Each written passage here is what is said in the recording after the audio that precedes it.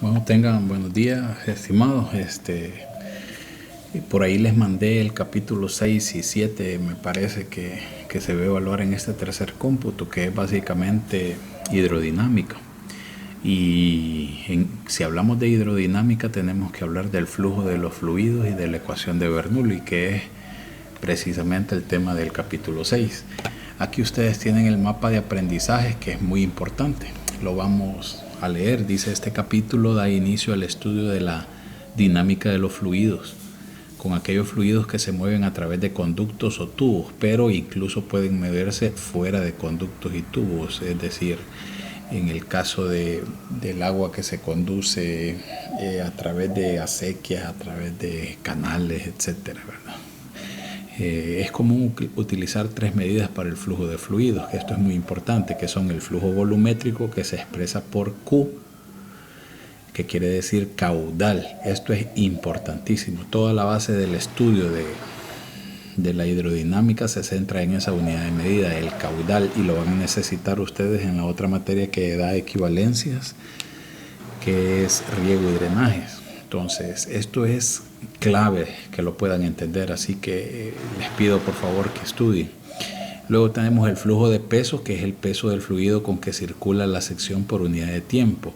Y por último, el flujo másico, que es la masa de fluido que circula en una sección por unidad de tiempo. Lo que es peso y masa son bastante complementarios. Tienen que recordarse el estudio de peso y masa cuando uno se medía en el caso de peso, lo medíamos con la unidad del Newton, y en el caso de la masa pues podría ser el kilogramo o la libra. Lo mismo sucede acá con los caudales, que los caudales también pueden expresarse en peso con unidades que tienen que ver con Newton, o en masa con unidades que tienen que ver con kilogramos o libras.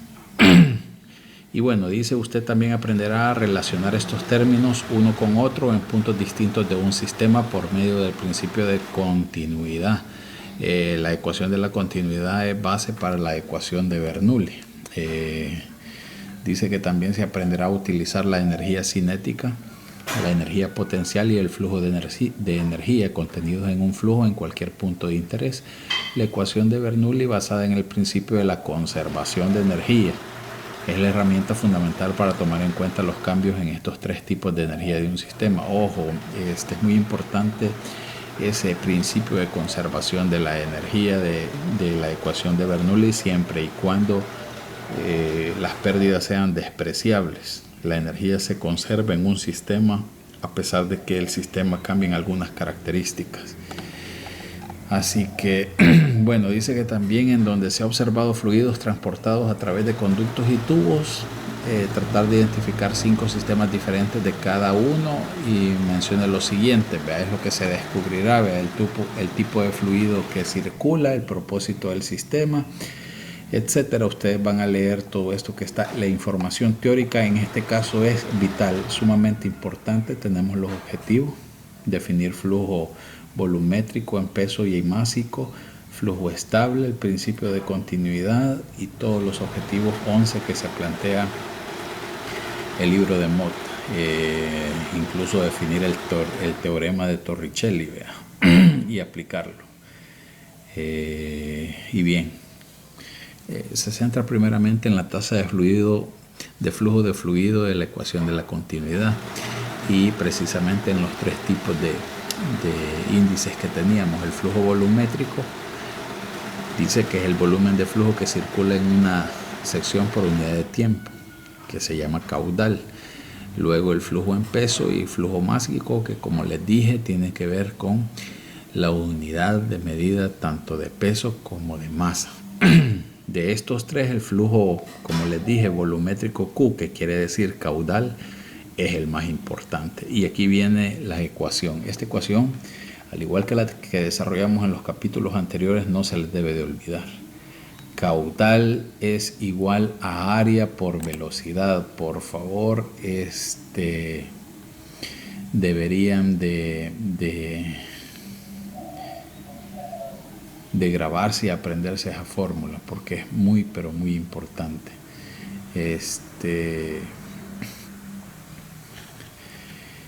caudal igual a área por velocidad, donde área es la sección y la velocidad es promedio del flujo, ¿verdad? En el sistema internacional tenemos que el caudal va a ser igual a metros cúbicos por segundo de fluido, ¿verdad? Acuérdense que metros cúbicos es una unidad de volumen y los segundos es una unidad de tiempo. Por eso decíamos es la cantidad de flujo que corre por una sección a lo largo de un tiempo determinado. Importantísimo, caudal. De ahora en adelante ustedes tienen que manejar esos términos caudales. En agronomía es muy importante qué caudal de agua se necesita para hacer los diferentes sistemas de riego, etcétera. Todos los sistemas de riego, la parte técnica, se muestran los caudales, no solo las unidades de presión, sino los caudales de salida. Hoy que está de moda por la cuarentena los famosos nebulizadores o pulverizadores que ponen en los arcos de desinfección, son sistemas de riego bastante sencillos de armar, pero a veces causa confusión porque tienen información técnica. Una de ellas es el caudal que cada uno de esos microaspersores, no son microaspersores, son nebulizadores y pulverizadores, pues se manejan una cantidad de caudal. La diferencia de un aspersor, microaspersor, con un nebulizador o pulverizador es que estos últimos arrojan menor caudal. Es por eso que son más eficientes para ese tipo de funciones. ¿Por qué? Porque se gasta menos líquido y menos desinfectante. Pero a la vez el flujo es bastante eficiente, ¿verdad? Entonces son términos que ustedes deben de ir conociendo y para eso es la materia. Luego ustedes en riego y drenaje van a hacer algunos ejercicios prácticos, pero sobre la base de lo que ustedes han aprendido en hidráulica, que son todos estos conceptos que deben de manejar. Y bueno, vamos a seguir adelante. Aquí tenemos las definiciones y las unidades tanto en el sistema internacional como en el sistema de Estados Unidos de cada uno de los flujos volumétricos. Como les decía, que es caudal igual a área por velocidad, se mide en metros cúbicos por segundo, y en el sistema de Estados Unidos sería pies cúbicos sobre segundo. Ustedes a estas alturas no deben de tener inconveniente en convertir a metros cúbicos por hora, metros cúbicos por minuto, pies cúbicos por segundo, litros por segundo, litros por minuto, etcétera. Todas las conversiones que se puedan derivar de estas unidades. En el caso en flujo de peso, como se lo dije anteriormente, la unidad de medida son los newton por segundo. Newton por segundo, y en Estados Unidos, en el sistema de Estados Unidos, sería libras sobre segundo. Y el másico sería kilogramos sobre segundos. Y en el sistema de Estados Unidos sería slug sobre segundo. Bueno, aquí hay un pequeño error, es al revés acá, ¿verdad? Acá sería slug sobre segundos y abajo sería libra sobre segundo. Pero son cosas que ya vimos anteriormente y es fácil identificar esta pequeña inversión que tiene el libro. A lo mejor lo hace así funciona, lo hace un poco para despertar la mente. Entonces, así podemos ver a cada uno de los flujos volumétricos, las definiciones y las unidades. De esto se debe centrar uno más en el flujo volumétrico, que es la cantidad de volumen de agua que pasa por una sección de conducto, tubería, en un espacio de tiempo que puede ser, generalmente son segundos, pero en algunos casos puede medirse por minutos, puede medirse por horas, puede medirse incluso para cálculos por días, etcétera, ¿verdad? Así que hay que hacer todo este tipo de conversiones. Ustedes tienen pendiente todas estas lecturas, todo este tipo de conversiones que tenemos por acá ya ustedes deben de dominar. Por ejemplo, 1 litro es igual a 0.06 metros cúbicos por hora, ¿verdad? También un metro cúbico, por segundo es igual a 60.000 litros por minuto. Si bien no es necesario aprenderse tal y cual estas conversiones, pero ustedes deben de tener claro cuántos metros cúbicos tiene un litro, cuántos litros tiene un galón y cuántos litros puede tener un pie cúbico, un metro cúbico, etcétera, y cuántas segundos tiene 1 minuto, segundos tiene 1 hora, etcétera, para poder hacer todo ese tipo de conversiones, ¿verdad? Entonces, ¿qué tenemos acá en la tabla 6.2? Dice las tasas comunes de flujo volumétrico para distintas clases de sistema. Esto es muy importante, miren. Algunas bombas recíprocas que manejan fluidos pesados y compuestos acuosos de lodo pueden funcionar a 0.9 o a 7.5 metros cúbicos por hora, etcétera. Estos son parámetros que muchas veces encontramos en equipos de riego, de bombeo, de drenajes, etcétera, ¿verdad? Y que ustedes deben de irse familiarizando. Para eso es la materia. Ustedes deben de dominar conceptos, unidades, ejercicios, cálculo. Y tómenlo de esa manera. Si bien es cierto, tienen el solucionario, pero no se acostumbren a el examen, vemos el solucionario y responderlo, sino que se trata de aprender, ¿verdad? En su mente hagan sus preguntas en sus casas. Si ustedes quieren instalar un pequeño sistema de riego y están utilizando, por ejemplo, goteros de botón con un caudal de 2 litros por hora y tienen 50 goteros, ¿cuánta agua necesitan y cuánto les va a durar? Son el tipo de preguntas que se deben de estar haciendo y que esta materia les va a servir de base, como les digo, para responderlas. Sobre la base del aprendizaje, estamos en una situación que lo que demanda es la autodidacta, que ustedes sean autodidactas y uno ser guía. Pues lastimosamente la modalidad en línea no permite esa interacción, digamos, más en confianza, pero demanda de ustedes más compromiso con su formación personal, y eso lo deben de tomar ustedes en cuenta. Aquí viene uno de los principales, vamos a leer acá, dice problema modelo, convierte el flujo volumétrico de 30 galones por minuto a pies cúbicos por segundo. Eso es algo que todos ustedes a estas alturas deben de saber, ¿verdad? ¿Cuántos pies cúbicos tiene un galón? Entonces, nosotros sabemos que un pie tiene, por ejemplo,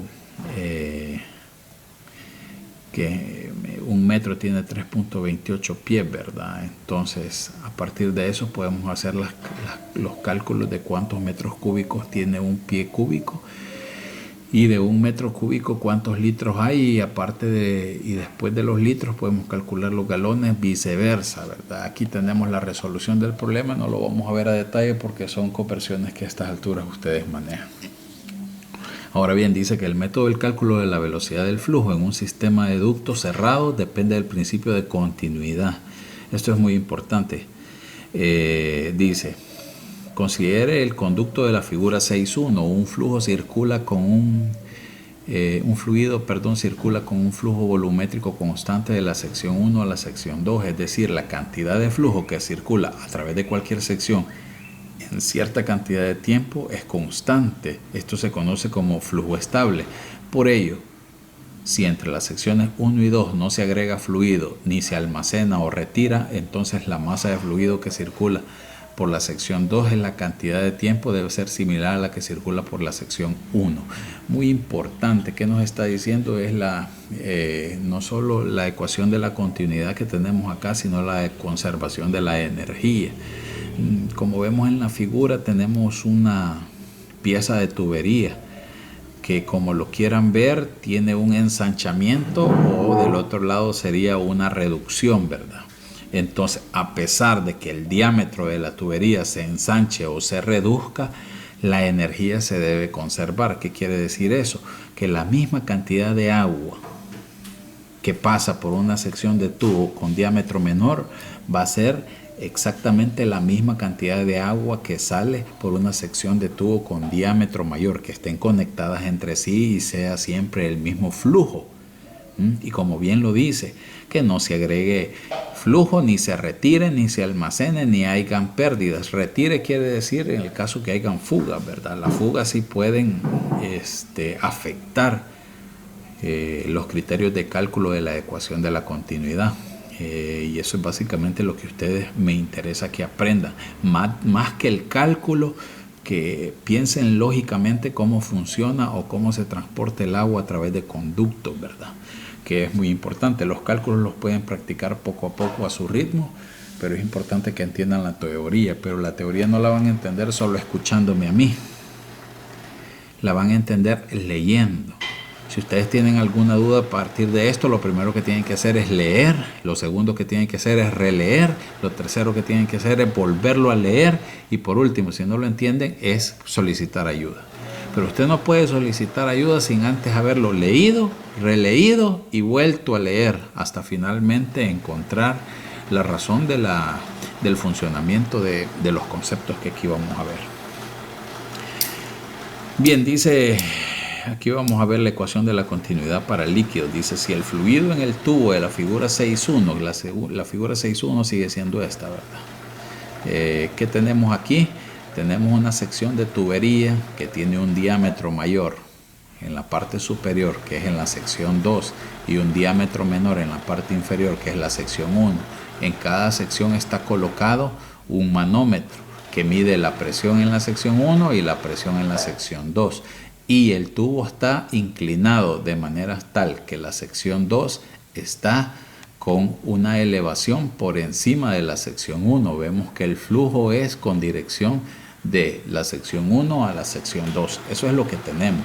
No tenemos cálculos porque aquí no interesan de momento los cálculos. Interesa que usted comprenda la lógica de funcionamiento de todos los conceptos para poderlos después aplicarlos numéricamente a través de cálculos y encontrar las respuestas que se solicitan en el estudio de la hidráulica y específicamente de la hidrodinámica en esta ecuación de la continuidad de los líquidos. Bien, dice, en un líquido incomprensible, entonces los términos P1 y P2, que son presión en la sección 1 y presión en la sección 2 de la ecuación 6.4 son iguales. Así la ecuación se convierte en área 1 por velocidad 1 va a ser igual a área 2 por velocidad 2. Aunque está más abajo, pero ¿qué es este término? Área 1 por velocidad 1 es ¿qué?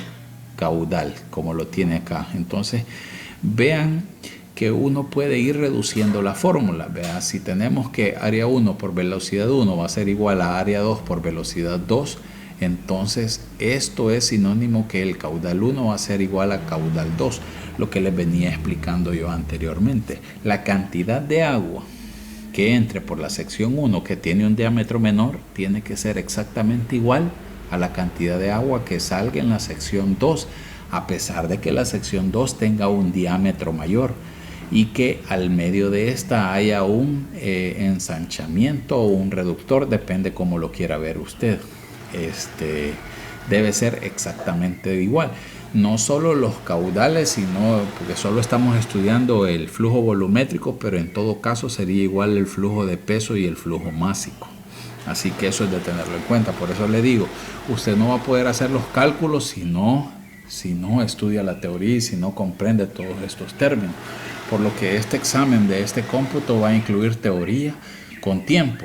Usted va a tener un tiempo pero muy reducido para contestar un examen en línea, la parte teórica, y luego la parte práctica, que igual ahora vamos a reducir el tiempo significativa menor al que tuvieron en el examen anterior.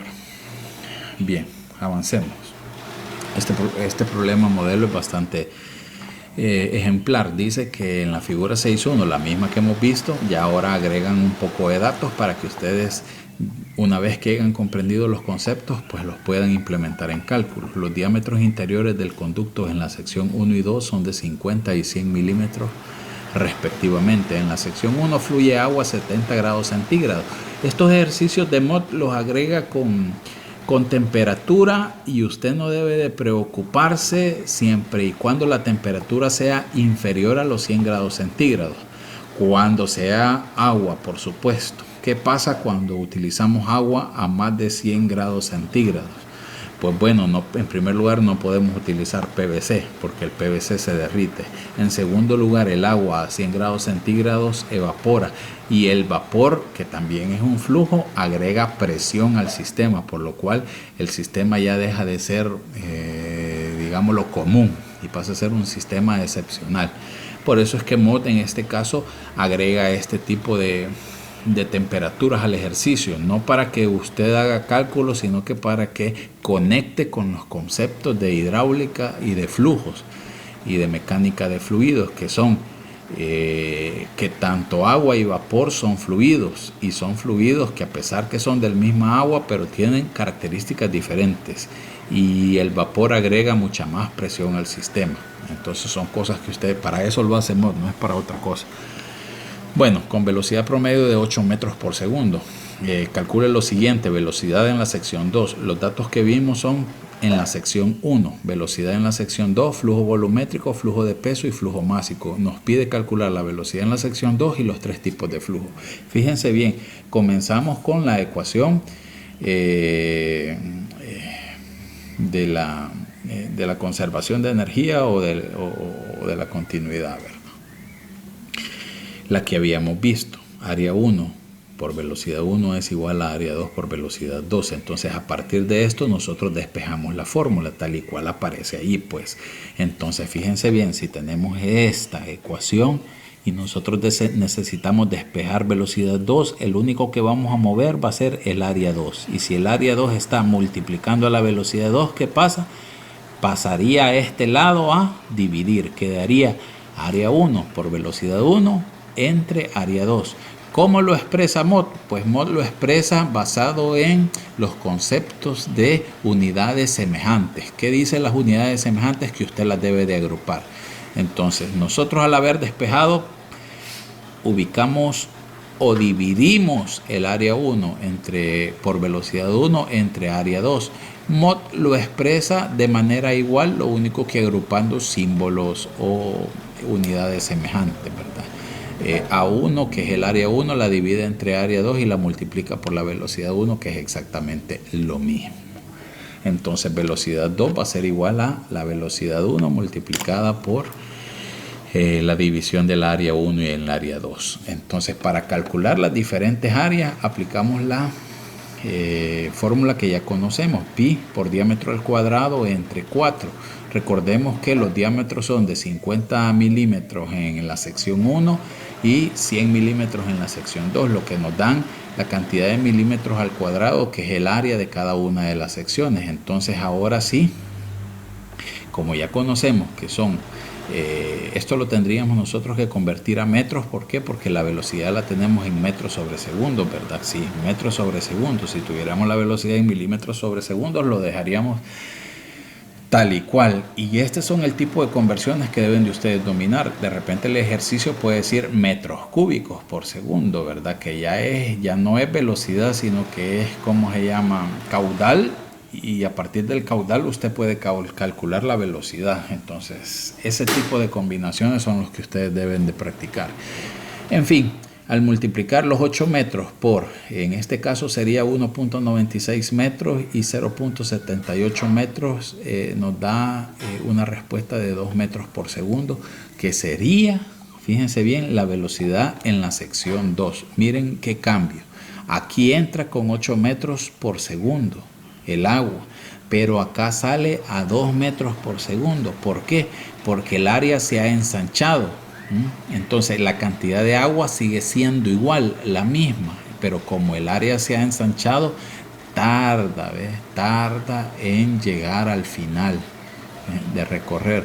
¿Qué quiere decir eso? Que la velocidad en diámetros, aquí es donde viene la razón o razonar de ustedes, ¿verdad? La velocidad en diámetros menores va a ser mayor que en diámetros mayores.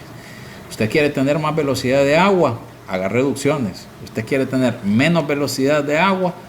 Pues aumente el diámetro de sus tuberías, ¿verdad? Esos son el tipo de conceptos que debemos de ir practicando. Me voy a quedar aquí para no hacer muy largo y pesado el video, porque de aquí vienen un poco cálculos un poco más, digamos, con un nivel de complicación un tanto mayor. Pero si ustedes logran comprender esto tal y cual lo hemos visto hasta ahora, pues será ganancia. Haremos un nuevo video para continuar.